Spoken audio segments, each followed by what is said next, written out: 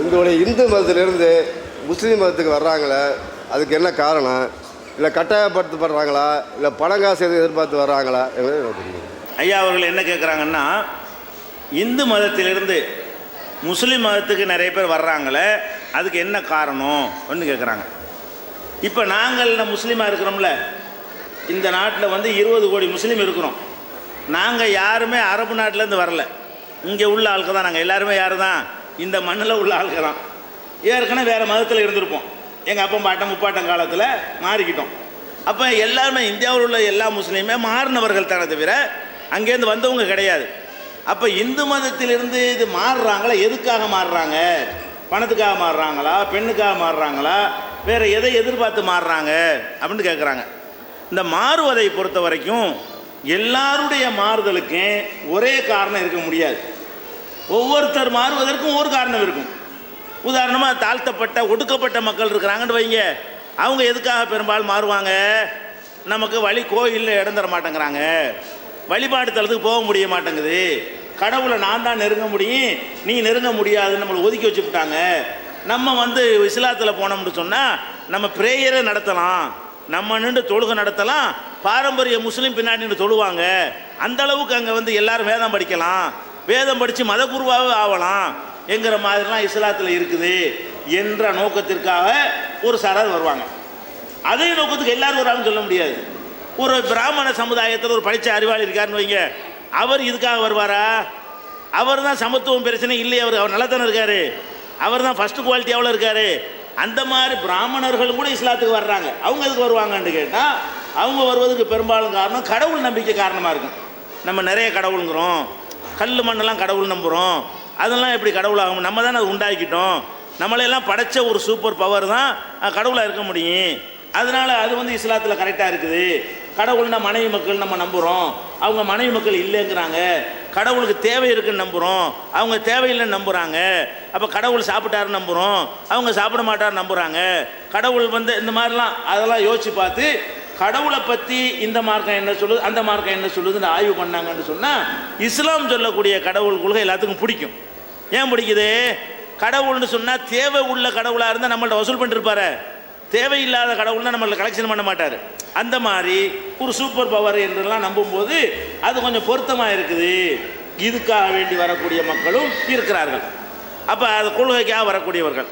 அதே மாதிரி ஒரு ஒரு காதல் மேட்டருக்கு வர்றவங்க இருப்பாங்க.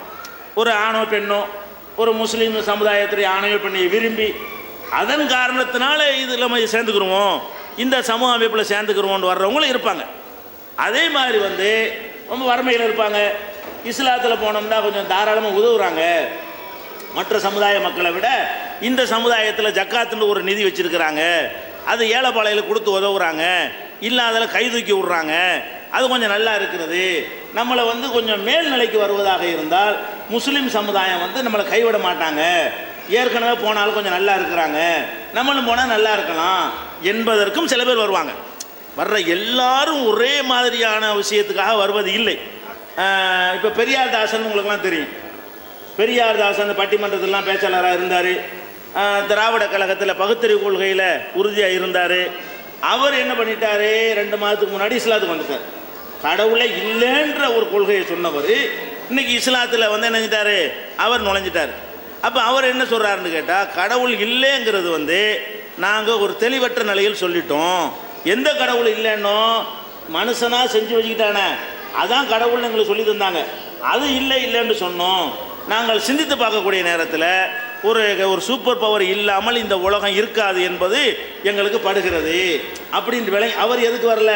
அவர் பணத்துக்கு வரல, புகழுக்கும் வரல, அவர் பெண்மேற்றுக்கும் வரல, அவர் தீண்டாமை அந்த மாதிரி அடித்தட்டு தாழ்ந்த ஜாதியில் உள்ள உறவர் கிடையாது. அவர் எதுக்கு வர்றாரு? இந்த கடவுள் விஷயம் இஸ்லாத்தில் கரெக்டாக இருக்கிறது, மற்றதில் அவ்வளோ திருப்தியாக இல்லை, இப்படிலாம் வர்றாங்க. அப்போ இந்த மாதிரி இன்னும் சொல்ல போனால், இப்போ புத்த மதத்தை சேர்ந்த ஆனந்தா சுவாமிகள்னு ஒருத்தர் இந்தியாவுக்கு அனுப்பப்பட்டார். இந்திய மக்களை புத்த மதத்தில் சேர்க்கறதுக்காக வேண்டி அவர் தமிழ்நாட்டுக்கு வந்தார். வரும்பொழுது எங்களோட அவருக்கு சந்திப்புகள்லாம் ஏற்பட்டது. அடிக்கடி எங்களுடைய அலுவலகத்துக்கு வருவார், அடிக்கடி பேசிக்கொள்வார்.